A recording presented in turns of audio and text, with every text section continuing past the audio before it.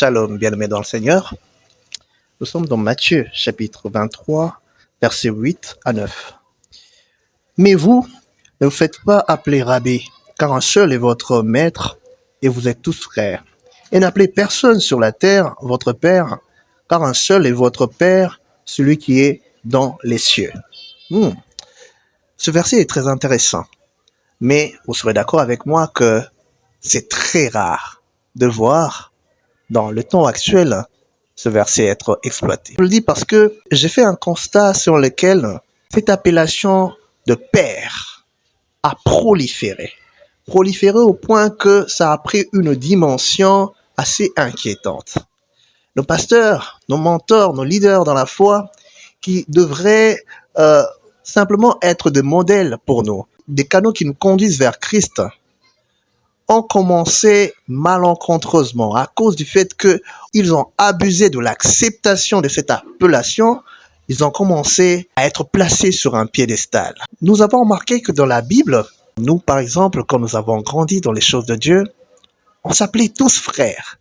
Quel que soit l'âge du serviteur, on était tous frères. Pourquoi? Parce que la vision, c'était d'être tous disciples de Christ. Nous n'avons qu'un seul maître qui est Christ.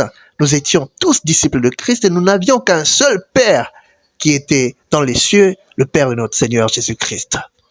Et cette façon de vivre créait un équilibre et empêchait qu'il y ait une trop forte autorité accordée à un frère, quel qu'il soit.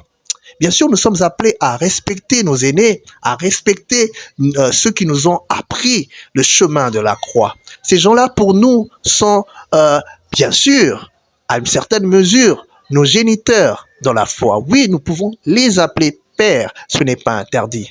Mais lorsque nous sommes dans nos assemblées, je pense, selon la lumière de la parole de Dieu, il est plus séant d'être appelés frères et sœurs dans le Seigneur et nos dirigeants qui sont nos bergers, les appeler en fonction de ce que le Seigneur leur a donné comme investissement, comme dépôt, c'est-à-dire être nos pasteurs, être nos prophètes, être des évangélistes, voilà.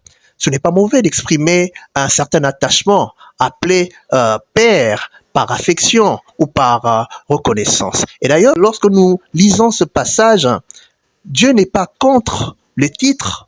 Le problème, c'est que derrière l'acceptation de ces choses se cache une attitude.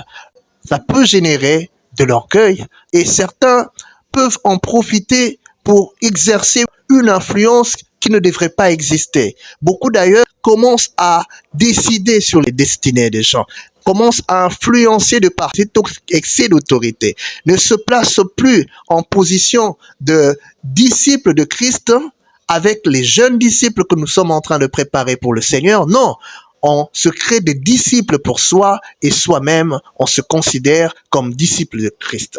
Oui, ça pouvait venir de la bouche de quelqu'un, on pourrait croire qu'il s'agit d'un détracteur, de quelqu'un qui n'est pas d'accord, qui combat la paternité, les pères de l'évangile, comme on aime le dire, le père de réveil, etc. Mais nous le voyons noir sur blanc dans la Bible. La Bible le dit. N'appelez personne maître, un seul est votre maître, le Seigneur Jésus-Christ. N'appelons personne père, un seul est votre Père, Dieu, notre Seigneur, qui est là-haut dans le ciel. C'est justement dans le but de nous préserver de toute attitude qui pourrait dévier notre acceptation de nos responsabilités. Nous avons une mission, nous avons une responsabilité, nous avons un devoir. Et cette mission, ce dépôt que nous avons, devrait être géré avec humilité. Mais lorsque nous arrogeons ces appellations de père, lorsque nous nous arrogeons cet excès de considération en tant que maître, il est possible que notre cœur en soit impacté, que notre attitude en soit influencée, et au retour, bien nous allons voir de serviteurs qui cessent d'être de bergers, mais qui se transforment en gourous, qui cessent d'être des frères vis-à-vis des autres, des disciples de Christ, qui cessent d'être condisciples, j'ai envie de dire,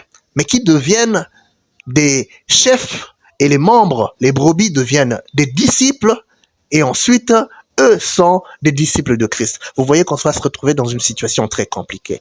Et donc, euh, je pense que l'Esprit de Dieu, dans ce passage, veut nous ramener dans l'essentiel. L'essentiel, c'est que nous sommes des disciples. Nous sommes tous des disciples de Christ. Et Christ a confié des responsabilités à des personnes, des aînés qui étaient disciples avant nous, d'encadrer les plus petits, de sorte que, ayant grandi, ils deviennent autonomes et servent le Seigneur. Nous sommes tous disciples de Christ et Christ est notre Maître et le Père Céleste est notre Père. Amen.